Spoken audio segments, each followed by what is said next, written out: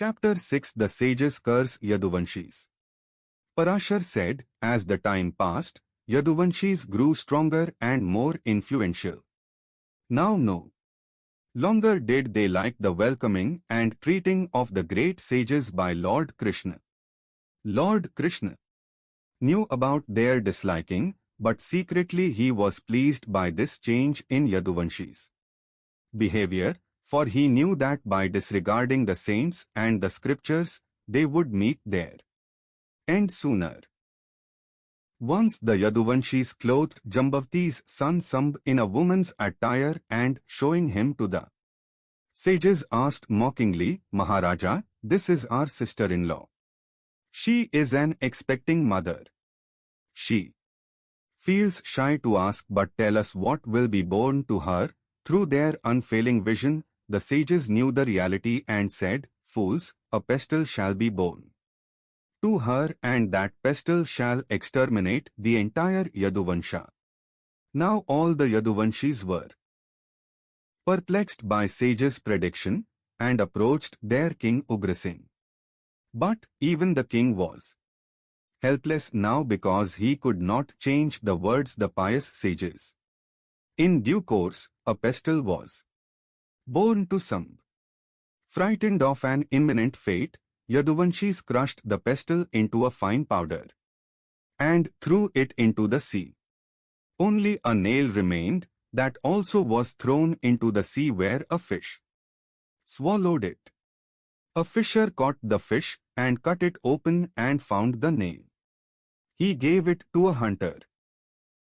The hunter fixed the nail in the head of his arrow. On the other hand, the sea waves washed the powder of the pestle ashore, where it germinated and grew as luxuriant grasses. Later on, once all the Yaduvanshis assembled at the seashore for a picnic, where they drank wine and began to fight with one another under intoxication. Soon their quarrel grew so high that they pulled out the grasses which were growing there to use as the arms. With the grasses the Yaduvanshis beat one another to death. Narada preaches Vasudev about Bhagavad. Once Narada arrived in Dwarka. Vasudev prayed him and requested to provide him with pious company of Bhagavad Dharma. Narada said, O king, once upon a time, 9 great sages arrived in the court of the King Janaka. King Janaka had put the same curiosity before them also. I will narrate the conversation that followed there between the sages and the king. First of all, the first Yogeshwar Kavi said, O King Janaka, dedication is the first duty, dharma, of a Vaishnava. He should devote everything, his actions, fruits of actions, and even himself, at the feet of Lord. He ought to hear about Lord's virtues. Such a devotee shall be indifferent to the worldly affairs and shall laugh, dance or sing occasionally and sanctified all the 3 worlds. The king then asked about the characteristics of the Lord's devotees. Another Yogeshwara Hari said, a true devotee of the Lord remains unaffected by feelings like hunger, thirst, life, death, labor, pain, fear and desire. Such a devotee is the excellent kind of Bhagavat. Even the wealth of all the 3 worlds cannot shake the faith of such a devotee, because Lord Sri Hari himself stays in his heart. What is illusion? A Yogeshwara Antariksh replied, King, an illusion is also God's play. Having a possessive feeling about mundane is illusion. Thinking in terms of I, me, mine, my, you, your is also illusion. If one can have such an affection for God as he has for worldly things, one can easily surmount the illusion. King Janaka then asked about the method of worshipping Lord. A Yogeshwara, Karbhajan said, O king, the Lord had a fair complexion in Satya Yuga. People used to receive him through methods like meditation, reconciliation, etc. In Treta Yuga, the Lord had reddish complexion and yajnas were the main means to achieve him.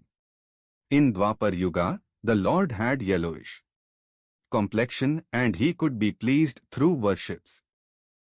In the present Kali Yuga, Lord has dark complexion and one can receive him through means like recitation, narration and hearing of his name and place. Thus, Narada preached Vasudev about Bhagavad Dharma. Now the heart and mind of Vasudev were thoroughly clean and pure. Krishna departs to his abode and destruction of Yadus.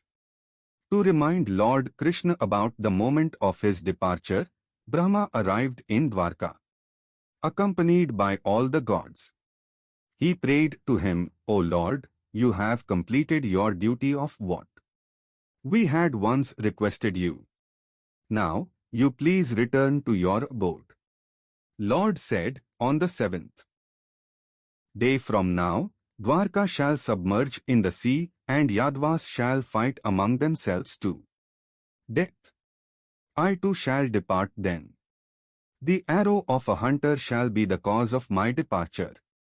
When Uddhava learned that Lord Krishna was about to wind up his place, he approached him and said, I understand, O Lord, that this all is happening by your wish.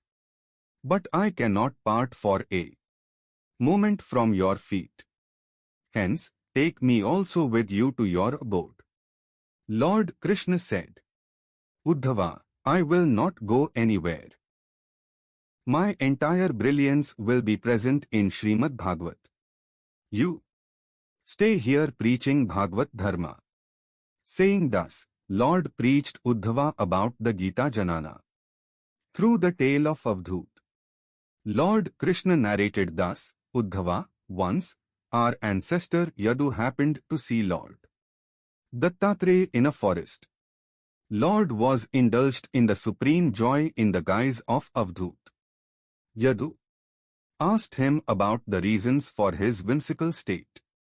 Avadhut had said, O king, making the various animals, birds, insects, etc. as my teacher, I have learned about spirituality from them. That is why I am free from mourning and attachment. Earth, air, sky, water, fire, the moon, the sun, pigeon, python, sea, grasshopper, bumblebee, honeybee, elephant, extractor of honey, deer, fish, prostitute, osprey, boy, girls, arrow maker, snake, spider and wasp are all my teachers. I took refuge at these 24 teachers and learned from their behavior. I learned forgiveness from earth, purity from the sky, holiness and cleanliness from the water, innocence and renunciation from the fire, indifferentness from the air, to remain unaffected by circumstances from moon, abdication from the sun, incoherence from the pigeon, dependence upon fate and remain effortless from the python, to remain always happy and serious from the sea, to be under the control of sense organs and hence meet total destruction from the grasshopper, acquiring of virtues from bumblebee, fault in accumulating from honeybee, to abstain sensuous talks from the deer, to eliminate greed from the fish, sorrow in hope and happiness in desperation from the prostitute, to feel happy in uncertainty from osprey, dispute among many from the girls, concentration from the arrow maker, to roam alone and detachment from a particular place from the snake, virtues of the Creator Lord from the spider, and I learned similarity from the wasp. In the guise of Avadhut, Lord Dattatreya says, O king, I learned wisdom and apathy from my body also, because life and death again are inseparably intertwined with it. Hence the net result of loving this body is nothing but sorrow. Thus our own body also helps us to learn About metaphysical knowledge. Lord Krishna also explained Uddhava regarding futility of physical and heavenly luxuries. This human body is like a tree on which two birds, Jivatma and Paramatma, microcosm and Supreme Soul, have taken shelter. Two fruits, happiness and sorrow, appear on it. Jivatma microcosm eats these fruits while Paramatma, Supreme Soul, stays as an indifferent onlooker. There are three kinds of Jiva: Baddha, bound; Bhakta, devotee; and Mukta, liberated. Baddha, Jivas, bound souls, are those who indulge in sensual pleasures and those who dislike pious company. Mukta Jiva, liberated souls, are those who are free from attachment and bindings. Bhaktas, devotees, are those who meditate on me and dedicate their everything in my feet and have love for my virtues. My devotee is kind, free from flaws, tolerant, has feeling of fraternity for all and controls his desires. Bhikshu Geet.